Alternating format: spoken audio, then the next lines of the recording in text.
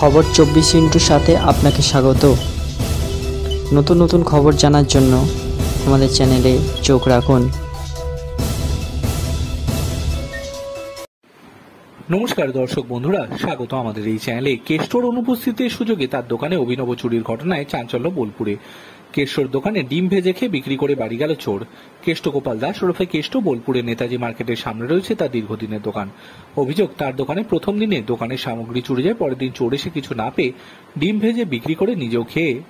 সমস্ত ঘটনা ধরা পড়েছে সিসিটিভি ক্যামেরায়। ঘটনার তদন্তে বোলপুর থানার পুলিশ। বোলপুরের নেতাজি মার্কেটের সামনে দীর্ঘ 5 বছর ধরে চা ডিম টোস্ট বিক্রি করেন কৃষ্ণ দাস গোপাল ওরফে কেষ্ট।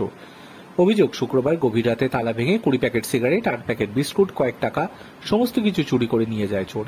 শনিবার দোকানে কিছু জিনিস রেখে প্রায় সবই নিয়ে চলে যান কেষ্টদা। ফের রবিবার গভীর রাতে চোর হানা দেয় আবার সেই কেষ্টর দোকানে। ততক্ষণে দোকান সব ফাঁকা।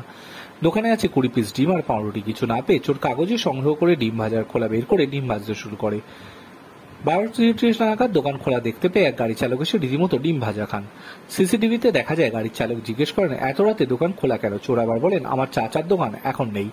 গাড়ি চালক টাকা দিয়ে চলে যান। তারপর রীতিমতো চেয়ারে বসে মজা করে ডিম ভাজা খেয়ে এলাকা ছাড়েন চোর। আজব এই চুরির ঘটনা এলাকায় চাঞ্চল্য ছড়িয়েছে। তদন্তে নেমেছে পুলিশ। Bureau report.